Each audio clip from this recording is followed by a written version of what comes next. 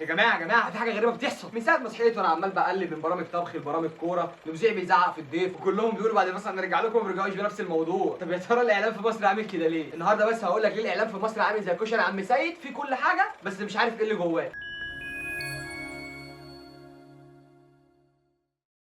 يا مساء الاعلام، يا مساء المذيعين اللي بيقولوا هنرجع بعد الفاصل وما بيرجعوش، ونبدا بنفس الموضوع اللي كنا بنتفرج عليه. النهارده يا جماعه هنتكلم عن حاجه موجوده في كل بيت، في الريموت وفي الموبايل وفي القهوه عند عم سعيد، وهنتكلم عن الاعلام في مصر. الاعلام في مصر يا معلم عامل زي الكشري كده، في كل حاجه، سياسه كوره وبرامج توك شو وبرامج طبخ، كله بيزعق لبعض ويجيبوا لك اعلان نص ملعب وانت مش فاهم ايه العلاقه بيه. بس تعالى هنا، ايه هو الاعلام اصلا؟ هو الاعلام ببساطه ان هو وسيله بيعرف الناس ايه اللي بيحصل حواليهم. بس الاعلام في مصر بيتحول لمسرح كبير، مسرحيه اسمها الحق حصل كذا، والجمهور قاعد قدام الشاشه بيقول يا نهار ابيض. طب هل الاعلام في مصر حاجه وحشه؟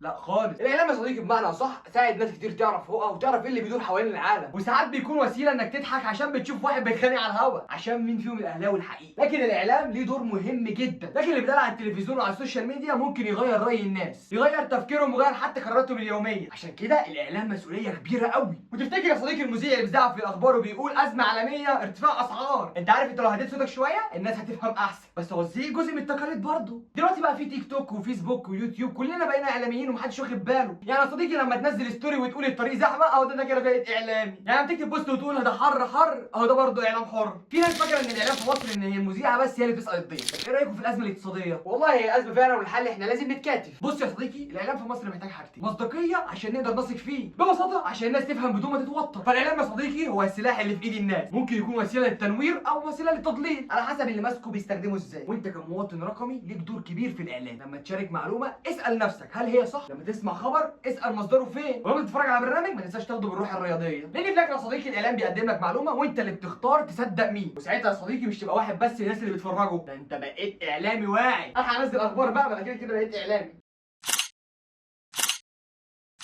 وكان معكم عبد الله ابو الليكه من قلب الحدث.